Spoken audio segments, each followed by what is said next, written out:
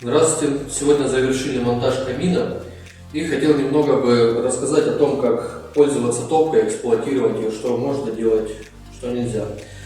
Здесь у нас использована стальная угловая топка с боковым открыванием дверцы, футированной черным литьевым шамотом.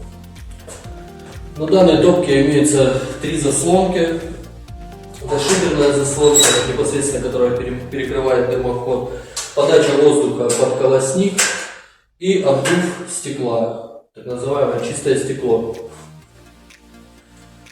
Если камин долго не эксплуатировался или были перепады температуры, то желательно перед тем, как начать растапливать дрова, сделать такой произвольный факел.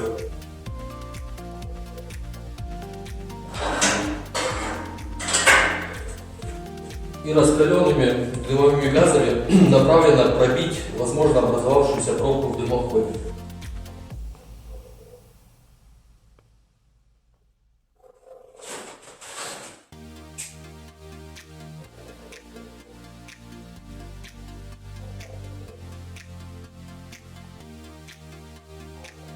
Сейчас разожму его.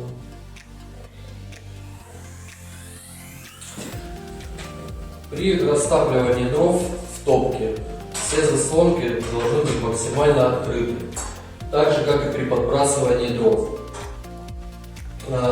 Топку можно загружать дровами максимально на 50% от объема топочной камеры. Топим желательно сухими лиственными породами, береза, ольха, осина. Желательно не использовать хвою, упаковки всякие, картон, все, что содержит клеящие вещества. При подбрасывании дров в топку заслонки у нас все максимально открыты. Мы немного приоткрываем дверцу для того, чтобы выровнялось давление, и потом только плавным движением ее распахиваем. В противном же случае, если резко дергать дверцу, то будет выбрасываться небольшая часть дыма, и в виде копоти все это отложится чуть выше топки. С помощью заслонок можно отрегулировать интенсивность горения. Как правило, в процессе эксплуатации заказчики находят тот режим оптимальный, при котором отапливают помещение, либо просто любуются огнем. Все, спасибо.